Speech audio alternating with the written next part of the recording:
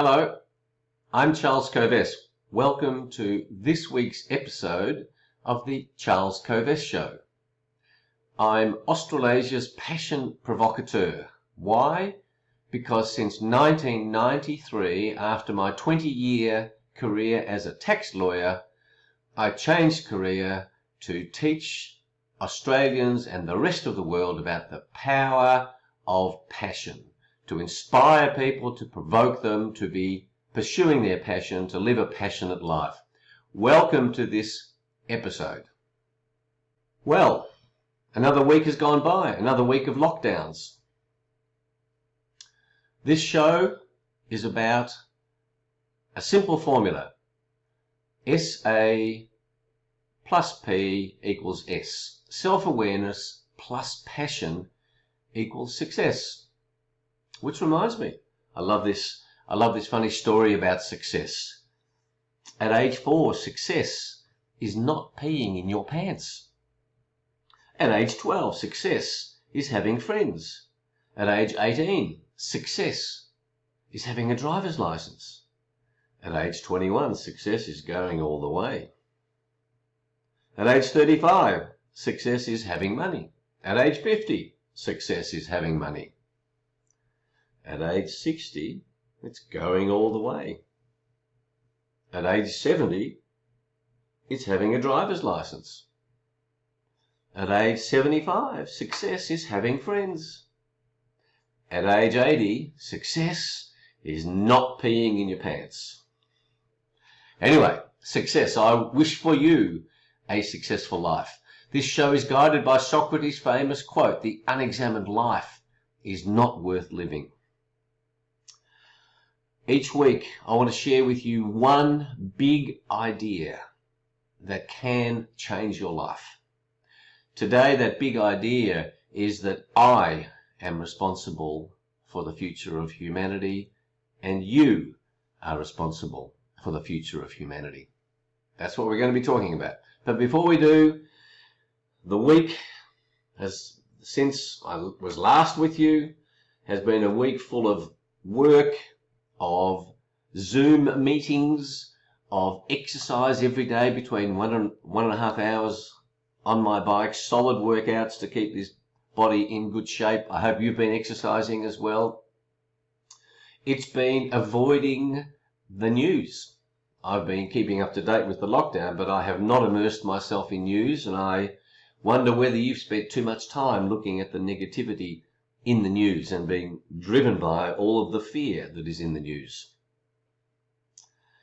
Each week I'm going to share with you a book, a joke, a quote, a spiritual element, a health tip. So I've got all those lined up for you. And as I will say each week, this is not a politically correct space. So if you need political correctness in anything that you watch, then this is not the show for you. So before I get to today's big idea, I urge you to subscribe to the podcast, download the podcast, subscribe on YouTube, onto the Charles Kovess channel where you can see this show, or on a podcast you can listen to this show. And as usual, be no more than 20-25 minutes is the average length that I want to go. I don't want you to be here for too long. So, I am responsible for the future of humanity. You are responsible for the future of humanity. What does that actually mean? I want to put this thought to you. You can take responsibility, or you can play the victim-martyr game. That is the very simple equation. And taking responsibility is very scary. I don't believe most people are willing to take responsibility. I don't think most people understand what that actually means, even though I see most parents teaching their children. You have to take responsibility for your clothes. You have to take responsibility for being ready to go to school in the morning. Parents teach it, but we actually live in the West in an analgesic society where we are looking to avoid taking responsibility and just take painkillers. Just give me the analgesic so I don't have to face taking responsibility. If you're standing on the street, outside a tall building, and something lands on your head that was dropped by a resident in that building, and it hits you on the head and you get injured, who is responsible for the injury? You are. Why, you say? How could I be responsible? How could I be responsible for that injury? I'll tell you why. Because you chose to stop there. You chose to walk along that pavement at that moment in time. It's not your fault, but you are responsible. If I walk out onto the street and I'm hit by a car driven by a drunk, it's not my fault, but I'm responsible. Responsibility is an extraordinary idea that will change your life when you embrace it, because it puts you in control of your life. When somebody says to you, you are an idiot, how do you feel? When somebody calls you names, how do you feel? Where does that feeling come from? Responsibility comes from the two words response, ability. When somebody says something to you, you create your response based on how you, with your unique way of thinking, respond to those words. And that determines your ability to respond. The distinction between something being your fault and you being responsible is a crucial distinction, and I urge you to start thinking about it. I urge you to start thinking, gosh, what if I am responsible for everything that happens in my life? What it gives you when you do that is control. You are suddenly in control of your life. The alternative of playing the victim and martyr game is that other people are in control of your life. That is a very de-energizing, disabling way to be. And there are a number of ways that people generally avoid taking responsibility. You can blame others. You can justify why certain things are happening. You can deny any part to play in it. You can make excuses. You can abrogate responsibility. One of my friends who died recently, Wayne Berry, he said, or you can quit, or you can take responsibility. It's a very empowering way to live life. So, why do I say that I am responsible for the future of humanity? Well, who's responsible for the future of Australia? Who's responsible, if you're listening in other countries, who's responsible for the future of your country? When I ask audiences, when I'm talking to them, when I'm delivering a speech, when I say to them, who is responsible for the future of this country, it is heartwarming that almost all audiences say, we are. I am responsible for the future of the country in which I live. I am responsible for the future of Australia. You are responsible for the future of the country in which you live. Who is accountable? You see, in this important distinction between taking responsibility and being accountable is also important in your thinking. And one of the principles that I urge you to adopt is to be very careful in your use of language. Being responsible and being accountable are two different concepts. When you are accountable, you have to account to somebody. So whilst I'm responsible for the future of Australia because I live in Australia, who is accountable for the future of Australia? Well, indirectly I am, but directly it's the government.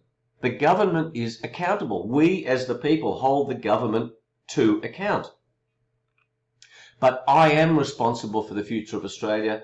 I am responsible for the future of humanity. And so what do I do with that responsibility? What can I possibly do with that responsibility? So here's what it means. When I take responsibility, It means I don't blame the government. I don't become apathetic about the future of Australia. I don't quit being interested in the future of Australia. I produce these programs because I want to make a difference to Australia and the planet. There are so many things that I can do. Firstly, I can write to the Prime Minister or to any minister with a relevant portfolio interest. I can ring up their office. I can organise my own political party.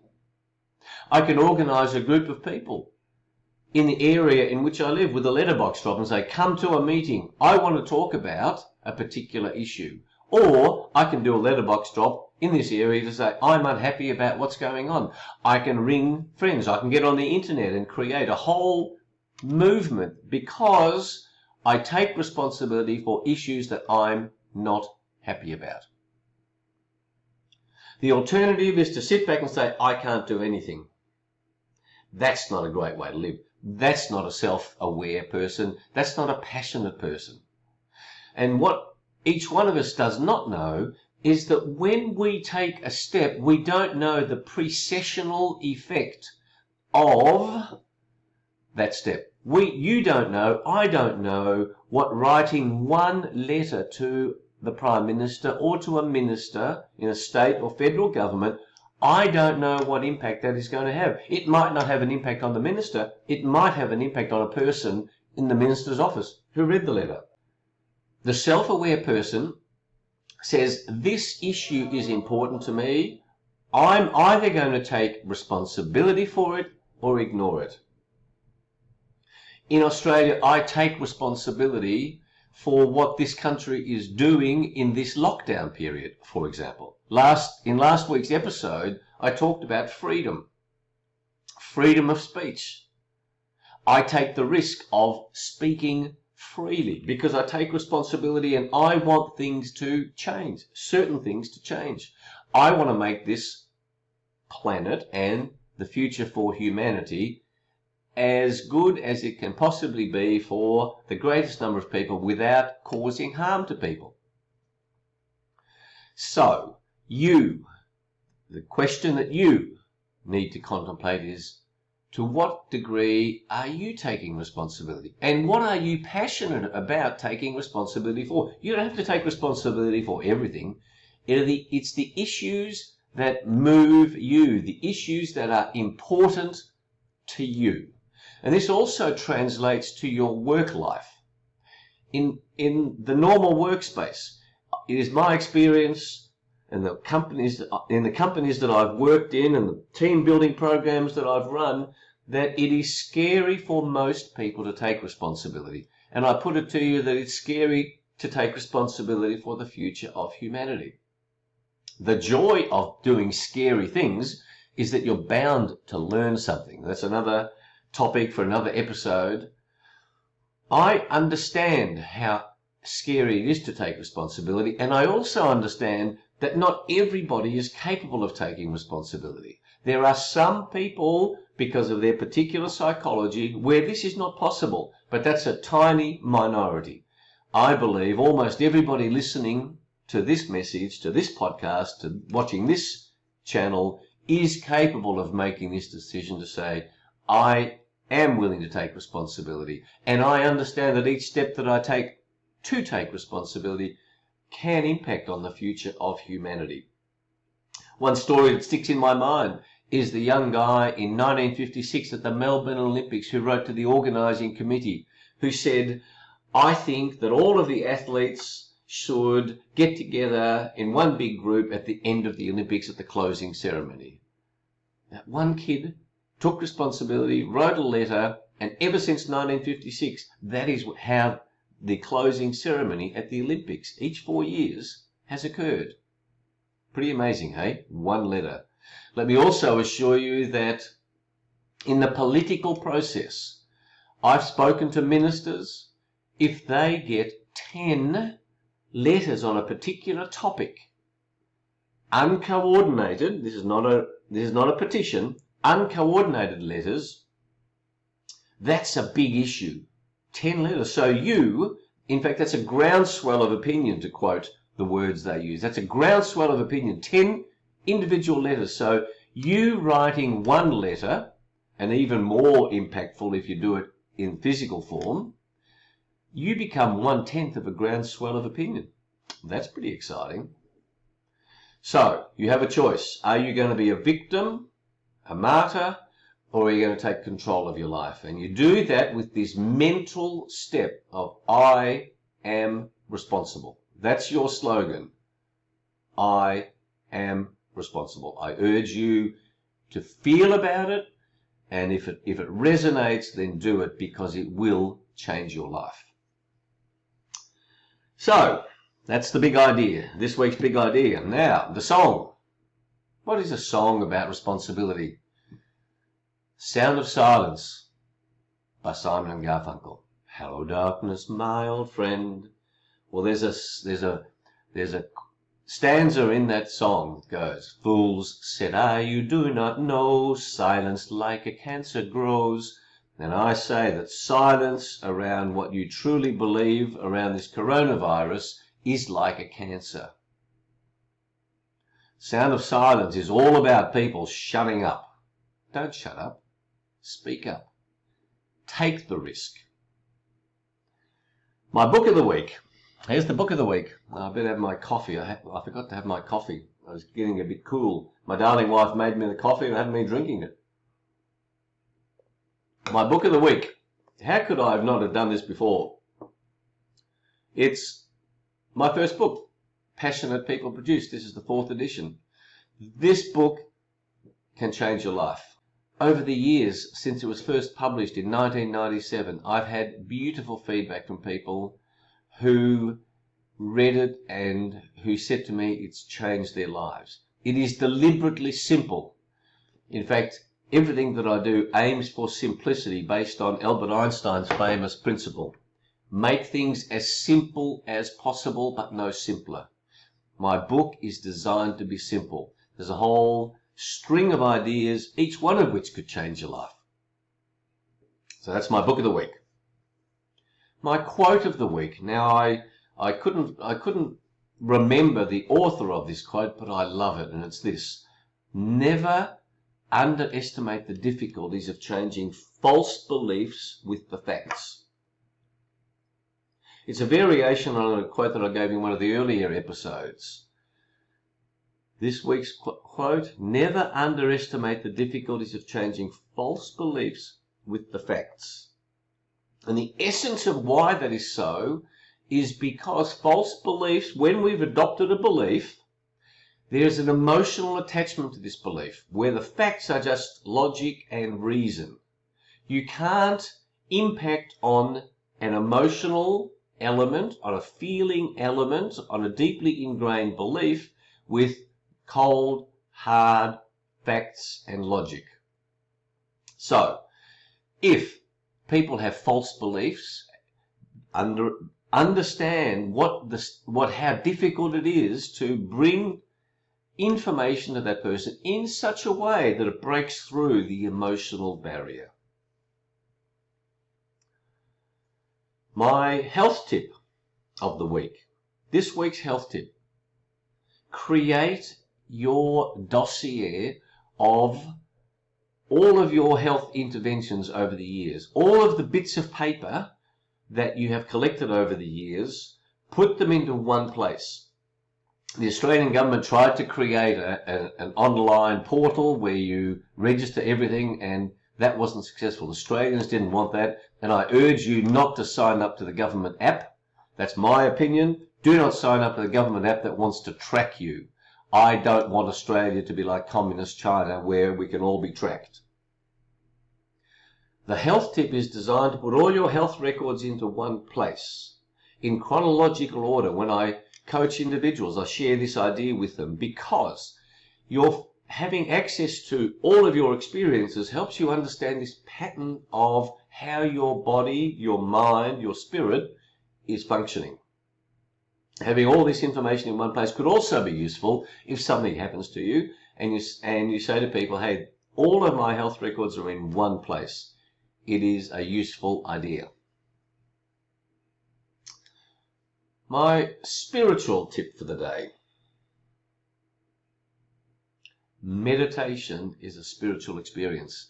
This week I attended a webinar set up by the Centre for Optimism, Victor Purton, former Victorian government minister, good friend, the Centre for Optimism, and Charles Hogg from the Brahma Kumari Spiritual Centre ran that event and reminded us that, in fact I teach this in my seminars, that meditation is a spiritual experience.